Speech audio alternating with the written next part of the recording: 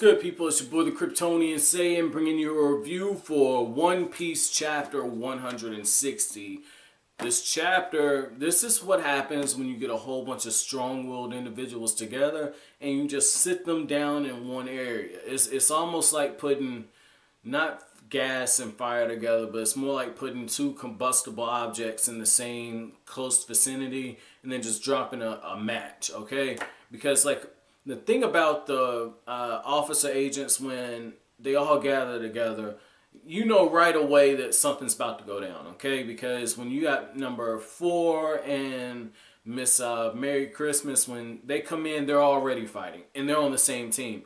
And when I was reading that, I was just like, yo, it's about to go down. And sure enough, as more of the members start coming in, the more the tension between all of them starts raising. I thought that was pretty interesting because it's a very good, what's the right word for this? It's a very good comparison to how we have the Straw Hats, where they're all on the same page together. There's a lot of unity. Whereas with this group, they're very dysfunctional, and it's almost like you have to have a figure like Crocodile who is there, who can rein in all those big personalities. Because if you just leave them together, they're going to be at each other's throats.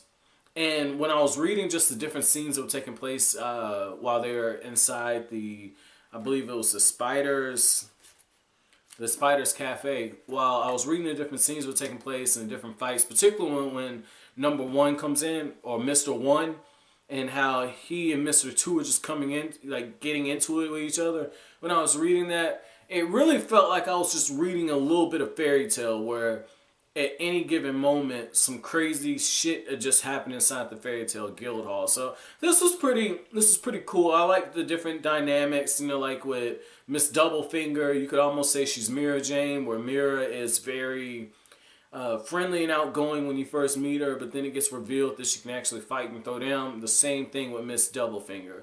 The fact that she's an agent means that she can actually hold her own in combat. So I like the different things that Oda did in this. So it's a nice little switch up. And in a way, it was comical, even though the fights weren't necessarily comical in the slapstick type of way. It was just, you're reading it and you're kind of laughing simply because of what's going on. So very, very good, you know, for a setup chapter. Not going to lie, for a setup chapter, this was not as well put together as other chapters Oda's done that have been setup chapters. But there were nice little moments that move the plot along. You know, I really enjoyed the whole thing of Crocodile saying, well, at 8 o'clock, or Miss Off Sunday telling Crocodile at 8 o'clock, all the agents to be together, and it's 2 more, and then he's saying it's 2 more days until their plan comes into fruition. So that was pretty cool, man. You know, the highlight of this chapter for me, and I would have been fine if this would have been a shorter chapter and it just would have focused more on BV, or if they just would have fleshed, or Oda would have fleshed this out a little more. And that's BV telling Luffy, like, I don't want any more bloodshed. And she's, you know, slightly bowing her head. And I thought that was very cool, just to see how she's sticking to her guns. She doesn't want any more bloodshed. If she's going to change this country, change her country and take it back, she wants to do it with the least amount of force possible. And it just shows that Vivi is a very kind-hearted woman.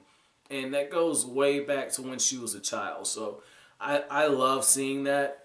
And another part of the reason why I really would have enjoyed just having this take place is right here,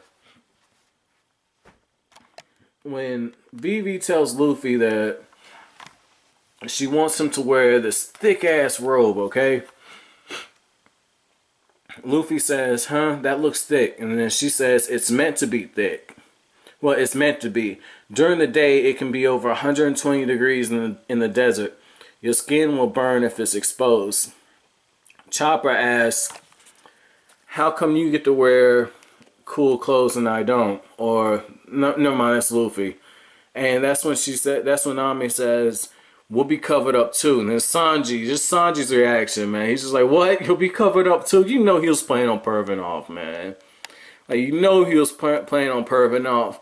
But the thing about, like, just all of this, right, is Sanji makes that comment, and true enough to Oda's fashion, and It's also something that Kira Toyama did back in the 80s also, but I know before my time I still, you know, still enjoy Dragon Ball, but I'm not gonna get off track on that. But the thing is you got Sanji's little comedic moment, and then that's when some seriousness gets dropped in. I'm referring to Vivi's, begging not to cause conflict, and she has to do this because Luffy's just like, okay, Nami, you drew a map. That's awesome. Where are the guys' asses we have to kick? Okay, we're gonna go kick their ass. And when I read that, I was just like, as much as I enjoyed Zoro just taking out the Baroque works, the fodder members, as much as I enjoyed that, I would call bullshit if they took out that many pirates. And sure enough, Zoro himself says there's over 700,000 of them. Do you really think we can handle that many on our own? And I don't know if this is a Vizism, because I know that Viz makes some very interesting translations. And I know this particularly after reading some of the Japanese raws for these chapters. Like, I know Viz makes some Vizism. So the thing that I'm really wondering is that really 700,000 or is it like 70,000? Because I've seen them add zeros to shit just because, or just to nitpick a little bit, like when they refer to Mr. Well, not Mr. Two. One Mr. Two is another character, but it's anyway. Like one of the things that they do, if you have a character and the gender is up in the air, they automatically refer to it as a he. Or in some cases, I've seen where, and I'm talking Japanese, where if a baby's unborn, it's automatically a he, even though the sex might be he or she. So I mean, I've seen the Japanese, how the Japanese do stuff, and then I've seen how Viz will automatically say he, she, it. Like, just different things. Some things that could be seen as insensitive. And the reason I'm bringing that up is, just a small side note, the reason I'm bringing that up is Mr. Two. He says, this is a man's world and this is a woman's world. That means it's great for people like me who are both. And when I read that, I don't know if it's because of what's going on now with the whole should transgender people be able to use the bathroom and all this other shit that we're arguing over, right? For me, it was pretty refreshing to read that because I wasn't expecting to read a shonen where you have a character that automatically identifies as both, okay? This is essentially a character that, I don't know, you could make the argument that he might be transgender, and that's cool. And for him to be that powerful, that's pretty damn cool. We've already seen diversity in Oda's One Piece world. Just off top, like I've been able to catch 6 different ethnicities in terms of how the characters are drawn, where the features are predominantly one or the other. So just on that, that's pretty damn cool. So I like that. And it could, because I thought Mr. Two was, just a character that was very metrosexual, okay? So that's what I was thinking. So I know one of you guys in the comment section said that he didn't need a female counterpart, and I'm guessing this is why. So pretty cool. But back to that Zoro quote. The reason why it would have just really turned me off is I don't think Luffy and them, their power scales, where they're at now, they should be able to take out that many pirates. Like, yeah, maybe a few hundred, maybe even a couple thousand. If the whole crew worked together and everyone was on their game. If everyone was on their game and contributing, I could see them taking out a couple thousand, but not 700,000. So I'm glad that this is not going to be the case.